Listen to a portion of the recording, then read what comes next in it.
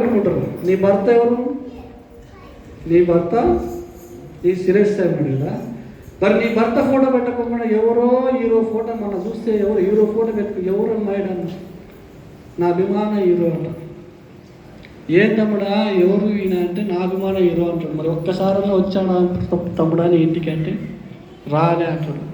ఎవరు నిన్ను అభిమానం? నీ అభిమానులు ఎవరు?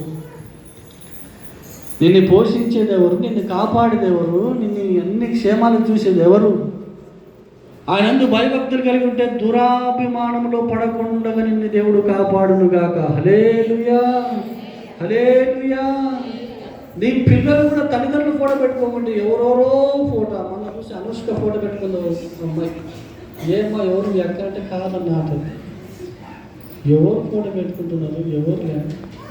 నీ సెల్లులో నీ తల్లిదండ్రుల ఫోటో ఉండాలి, నీ భర్త ఫోటో ఉండాలి, నీ భార్య ఫోటో ఉంటుంది.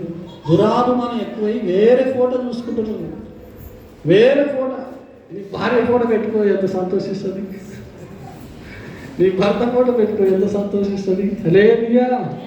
తల్లిదండ్రుల ఫోటో పెట్టుకొని ఎంత సంతోషిస్తుంది. అట్లా కాకుండా వేరే వేరే ఫోటో పెట్టుకుంటే బాధపడతారు. అటువంటి దురాభిమానంలో మనం పడకూడదు ప్రియులారా. హల్లెలూయా. అని ఎందుకు భయభక్తులు కలిగి ఉంటే ఇలాంటివి దేవుడు చూపిస్తున్నట్టు.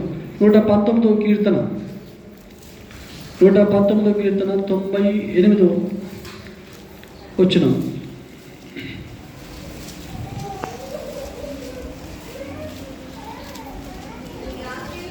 నీ ఆజ్ఞలు నిత్యము నాకు తోడుగా ఉన్నవి, నా శత్రువులు మించిన జ్ఞానం అవి నాకు కలగజేస్తాడు. ఆయనందు భయభక్తులు కలిగి ఉంటే ప్రియులారా చక్కటి జ్ఞానం దేవుడు దయచేస్తాడట.